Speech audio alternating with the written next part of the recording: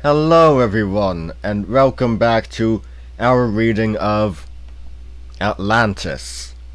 Today's subject, or chapter, whichever you prefer to call it, Common Legends. There is no hard evidence to prove Atlantis did or did not exist, but myths and legends from around the world help keep the debate alive. Myths and legends are stories handed down from generation to generation. They deal with gods and goddesses, heroes, nature, and human customs. They may be based on actual persons and events in the distant past, but no one knows for sure. The Garden of Eden. Cultures around the world have legends about a time when the world was peaceful and perfect. People lived in harmony with each other and with nature. But then people lost the bliss of paradise through their own faults and weaknesses.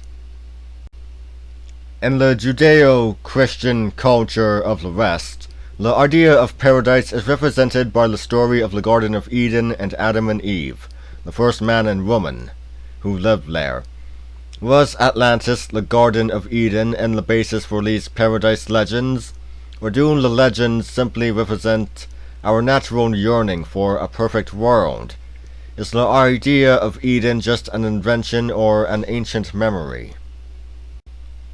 In his book Atlantis, the Antediluvian World, Ignatius Donnelly called Atlantis the true antediluvian world, the Garden of Eden, representing a universal memory of a great land where early mankind dwelt for ages in peace and happiness. Donnelly ardently believed in the existence of Atlantis. His research was intended to prove scientifically that Atlantis was now resting on the floor of the Atlantic Ocean. Donnelly's pursuit of the truth about Atlantis rekindled interest in Atlantis in the late 1800s. He studied Atlantis from many angles: language, zoology, botany, history, and geology.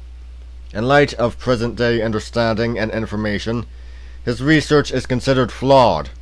For example, critics point to his outdated mode of scientific reasoning, but Donnelly's book is still considered the Bible of modern-day Atlantology. According to Donnelly, Atlantis was the home of a superior race of people that lived in peace and prosperity. Civilization spread from Atlantis to the rest of the world.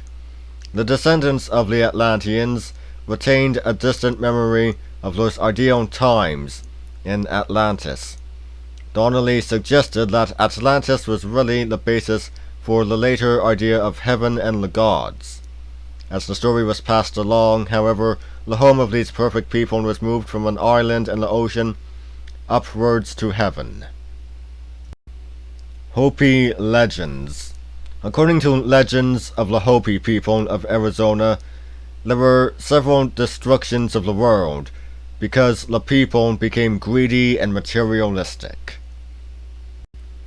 Frank Waters, in the Book of the Hopi, tells the story of the destruction of the Third World. Two other worlds were destroyed before that. According to Hopi legend, the Third World was heavily populated. There were large cities and nations. People even had aircraft that they used in warfare. The people became increasingly wicked and corrupt. A great flood destroyed this Third World. Continents sank, and the land and the sea changed places. Some people saved themselves by sailing from island to island until they came to a great land, where they finally settled. Both Plato and modern psychic Edgar Cayce also mention the moral corruption of the Atlanteans prior to the destruction. The Hopi believe that the Fourth World, our world, will also end because of human weakness. Is this also what Edgar Cayce warns about? Is Atlantis being recreated in our modern world? Mescalero Apache Legends. The Mescalero Apaches, another Native American tribe of the southwest United States, have legends about their ancestors that are remarkable because of their apparent connection with Atlantis, Tiahuanaco, and ancient Egypt. According to Apache legend, Amun-Ra was the ruler of the men of the mountains.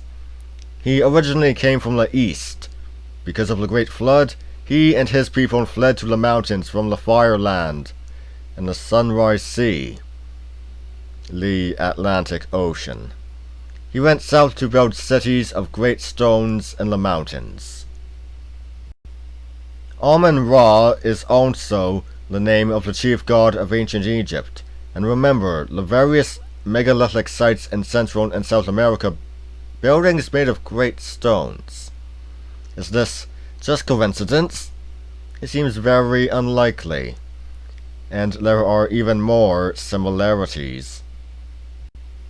The Mescalero Apaches have a fire ritual called the Crown Dance, in which men of the tribe wear the costumes of the ancestral men of the mountains. They dance and chant throughout the night. The dancers wear elaborate headdresses shaped like tridents and carry spears adorned with the images of snakes. These costumes are almost identical to that worn by ancient Egyptians' ram-headed god Amun-Ra, as he is depicted in temple wall paintings there. How can it be that peoples on both sides of the Atlantic worshipped such similar gods with the same name? There is more to consider. Atlantis was the land of the trident, according to tradition. The crown of the trident was the symbol of the royal house of Atlantis. The trident is also the symbol of Poseidon, god of the sea in Greek mythology. According to Plato, Poseidon was the founder of Atlantis and the father of its ruler, Atlas, for whom Atlantis is named. Also, there is a 300-foot trident carved on a rocky slope in Peru in South America. The trident is recognizable only from the air and is pointing inland. It seems to be directing travelers to Tiahuanaco in Bolivia. Lucy Taylor Hansen, an avid student of Native American legends, showed an Apache shaman a photo of the gate of the ancient city of Tiahuanaco. The shaman knew the secret sign of recognition that the god on the gate was signaling. It was the sign of the shaman's tribe as well. Hansen also observed that the symbols on the shaman's costume were representative of the Venus calendar of the ancient Mayans. Some scholars believe that the Venus calendar was inherited from a motherland long lost in ancient times. Are the Apaches the descendants of the people of Tiahuanaco, and thus descendants of Atlantis as well? According to the tribe's tradition, their ancestors once lived far to the south. They had built cities with huge stones. One such city was located in the mountains on a lake. There were also great caves and tunnels beneath the city. This description is remarkably similar to Tiahuanaco. Like the Hopi's ancestors, the Apaches believe their ancestors came from a land in the sea that had been destroyed by a flood. Furthermore, the Mayan book Chalam Balam tells of the destruction of the ancestral homeland and the flight of the survivors to Central and South America.